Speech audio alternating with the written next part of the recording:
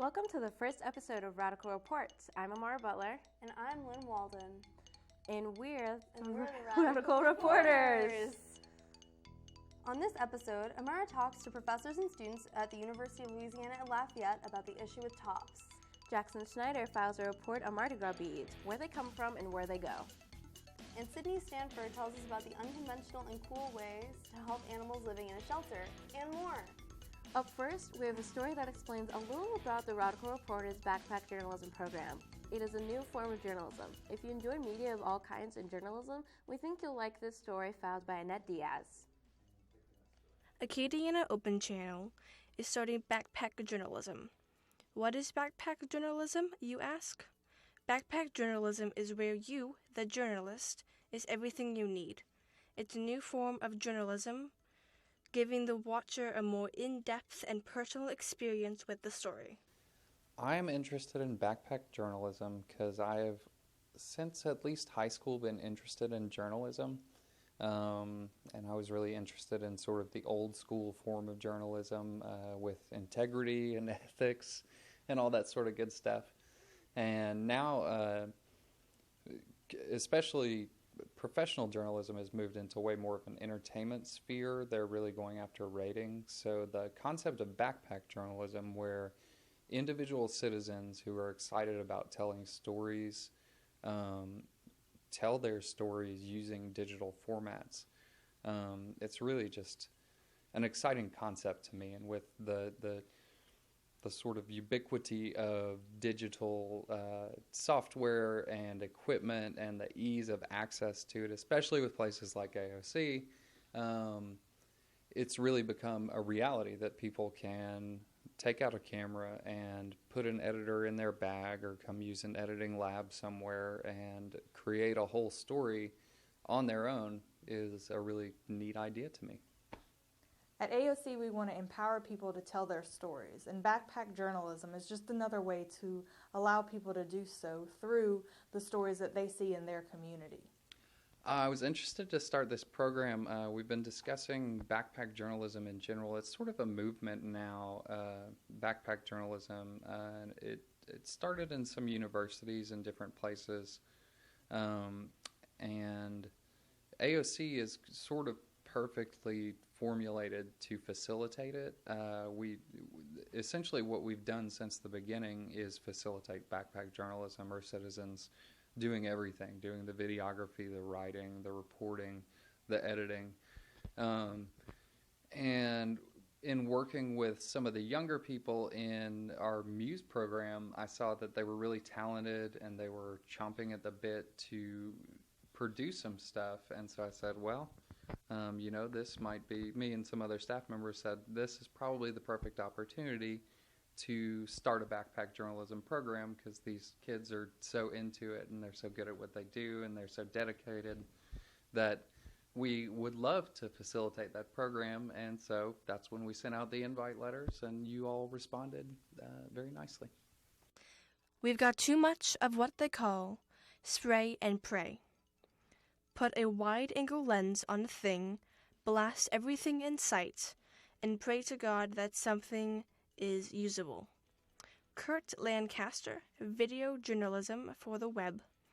A practical introduction to documentary storytelling. Contact info@aocinc.org to find out about teens-only programs like Muse and Radical Reporters, or to find out how anyone can become a citizen journalist. I'm sure some of you have heard about the current TOPS issue, but have you really heard everything, including the perspectives of the students and how this will affect them? Amara Butler shares the story of a student at the heart of the issue, along with information you may not have gotten before. This won't be your typical news segment. This is the hard truth and gritty emotions we need to see and hear. On February 12th at 5:17 p.m., an article was released to the media about the TOPS issue. For those of you who don't know, TOPS is a state-funded scholarship that is supposed to pay for 80% of college students' tuition, a scholarship these students earned in high school with hard work. TOPS is over budget by $28.3 million, and the state of Louisiana is $900 million in debt. While LSU leads in TOPS eligible students, 53%, the University of Louisiana at Lafayette has 37% of its students in TOPS. Nichols and Louisiana Tech have 35%, and the University of New Orleans has 23%. About 10% of Southern University students received a scholarship. I have interviewed a few people with different perspectives on this issue. Here are their stories. Today I am here with Joanna Davis McGalligan, a professor of ethnic studies for the University of Louisiana at Lafayette. She teaches undergraduate and graduate students. Hello. Hello.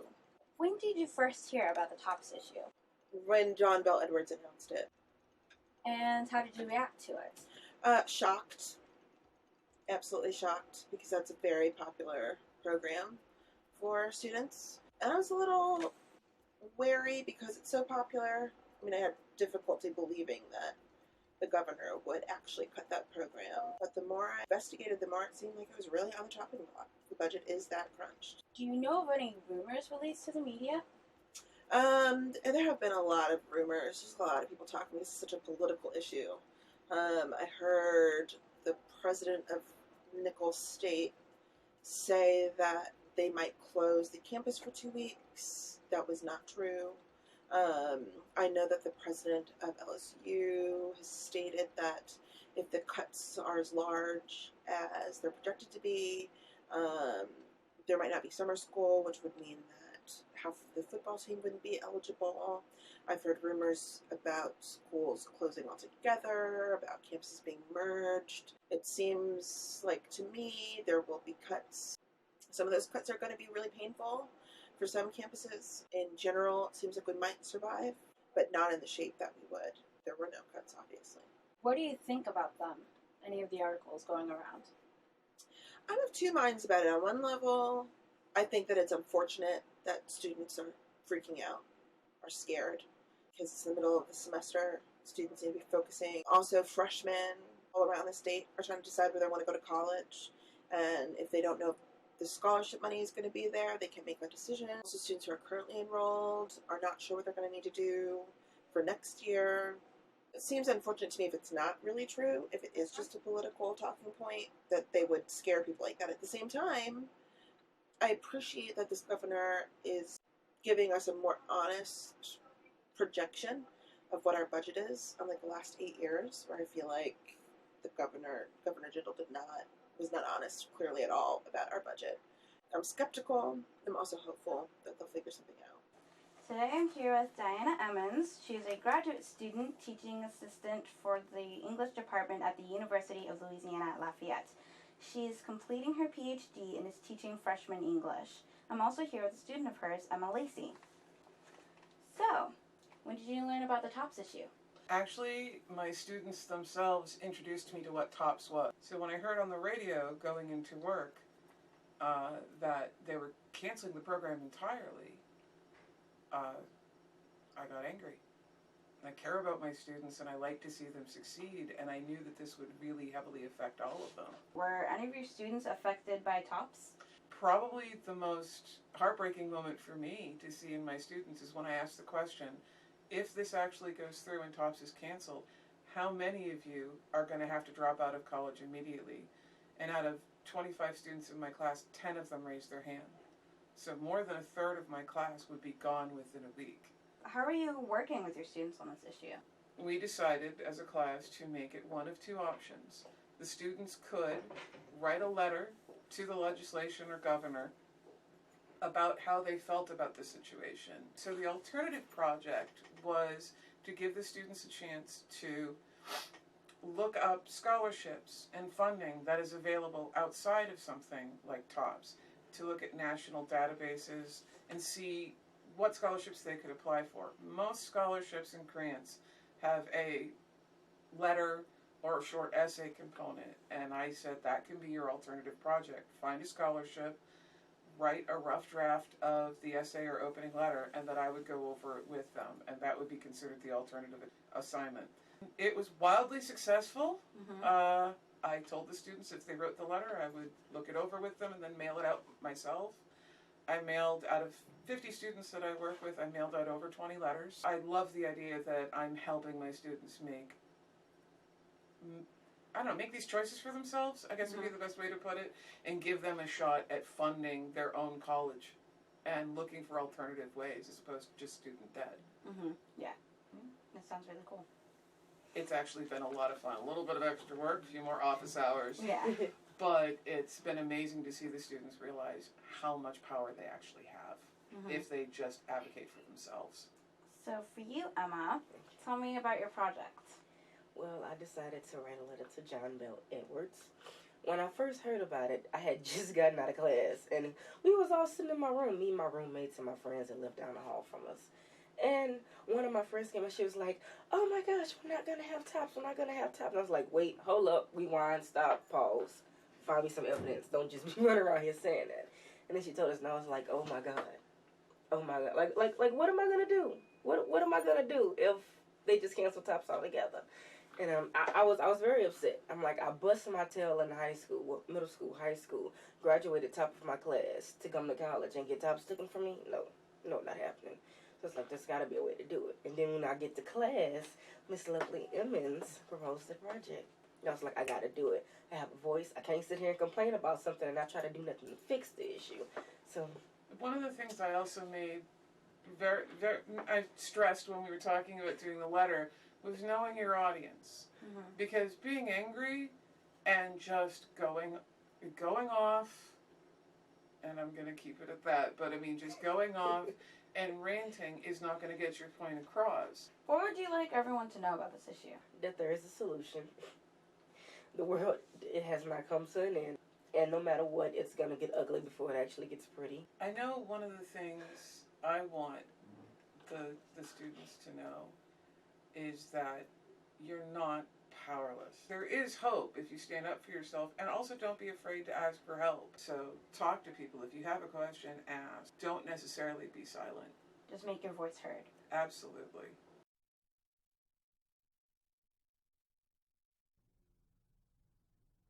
Thank you, Amara, for sharing that story with us. It was really powerful and really helped open our eyes about this issue. For us all, I think. You're welcome, Lynn. Speaking of issues facing our community, up next, Jackson Schneider brings us a story that takes a look at how beads are made and environmental dangers that arise from this industry. Maybe it will make you think twice about throwing away your beads next year.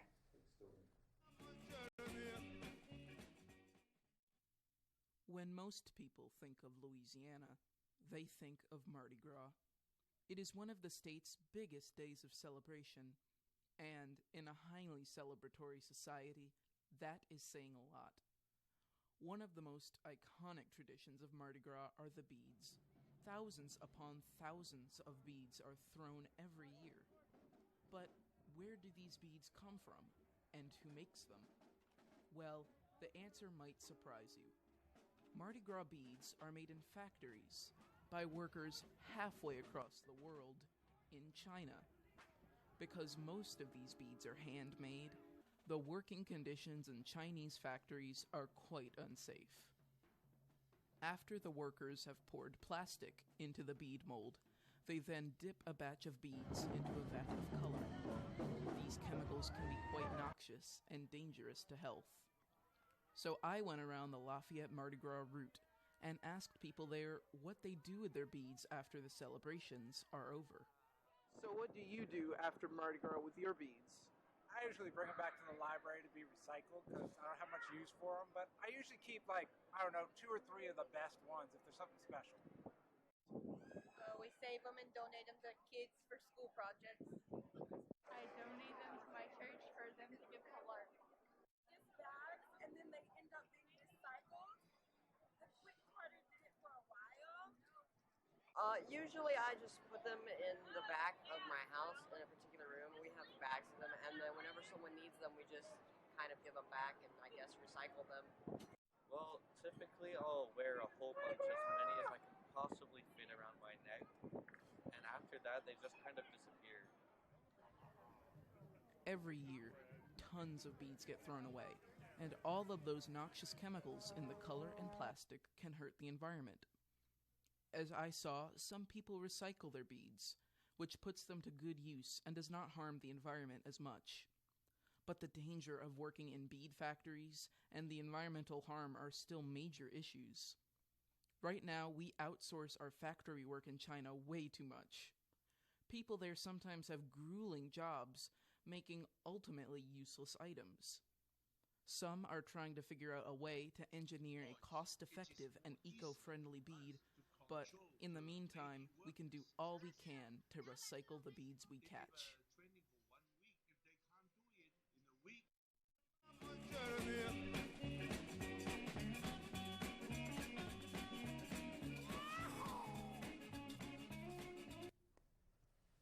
To learn more about the working conditions of Chinese factories, you can watch the YouTube documentary Mardi Gras Made in China by David Redmond.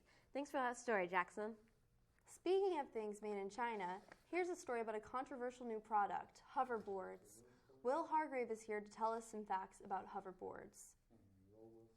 Hoverboards were one of the most wanted Christmas gifts of 2015. But there were quickly safety concerns after many accidents and fires were reported. So I decided to talk to my friend Emma and her mom about hers. I asked her how she became interested in them and had she had any accidents.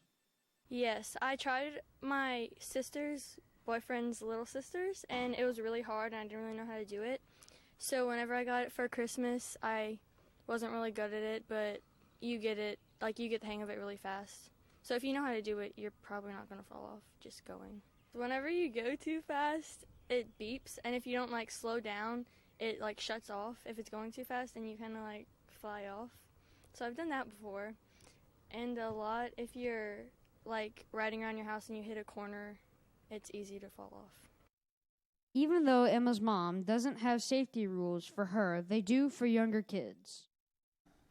I don't think they're good for small children. I think the youngest, I would say, would be maybe 10, 11 years old. They're just too powerful. They move kind of quickly. You can adjust the settings, but you have to be pretty stable and with good balance because you can get hurt. Emma and her mom made sure to do their research before making their purchase. They also made sure to follow the rules of the hoverboard carefully. It depends on how long you've been riding it. The battery can last for 2 to 4 hours, but whenever there's a green light on the battery, the charger, and whenever it turns red if your hoverboard isn't fully charged, but then whenever it's fully charged, it turns green and it beeps. I normally don't charge it overnight. I do it during the day when I'm just doing homework or something so I can keep an eye on it. You don't plug it in for longer than 2 hours. We never leave it plugged in overnight.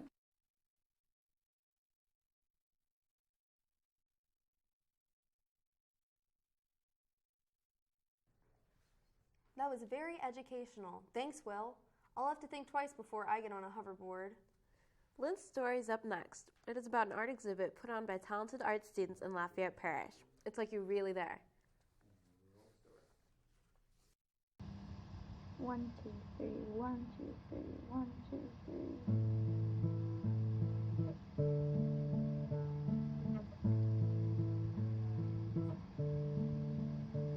I checked into the wrong hotel the other day. I'm not exactly sure what it was I was looking for.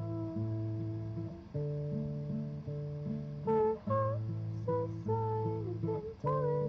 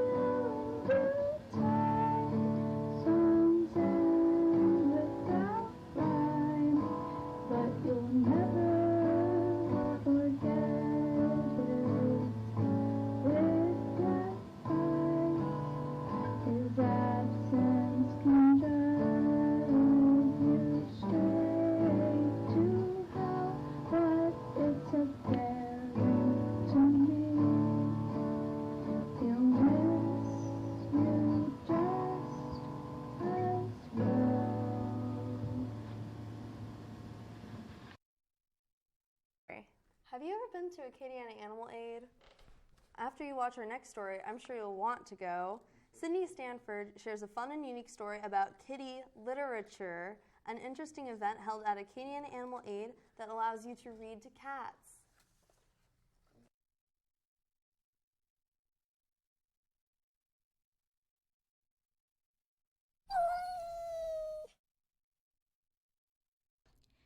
When you think of Acadiana Animal Aid, you probably think of a place where you can adopt an adorable cat or dog. You can adopt a cat or dog at Acadiana Animal Aid, but did you know that you can also bring your children there to read to the cats? I was able to talk to Nicole Wilson, who works at Acadiana Animal Aid. Kitty Literature is a program at Acadiana Animal Aid where we have children of all ages come and read to our cats. It's from 4 to 6 every Sunday, and you just bring a book. If you don't bring a book, that's okay, we have some. And you come and sit with the cats. Acadiana Animal Aid is a non-profit organization that rescues as many cats and dogs as they can. We house up to 100, 120 cats at any given time, and they stay here, they get vetted, they get to go to PetSmart, to adoption events to try to help them find their homes. We do kitty literature because we do have cats stay here long term, and it really helps them adjust and keep up with being around children on a regular basis. That way, when they get adopted, they're used to seeing children. It's not something new.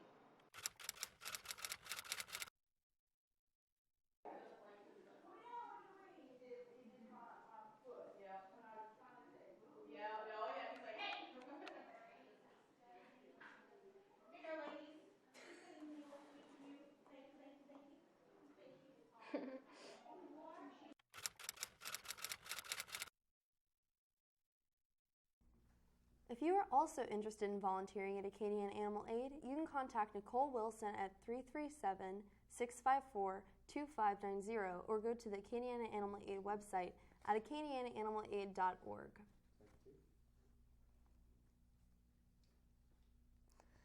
This has been the first episode of Radical Reports. We'd like to thank our very supportive families. The Radical Reporters are Amara Butler, Annette Diaz, Del Gonzalez, William Hargrave, Jackson Schneider, Sydney Stanford, and I am Lynn Walden.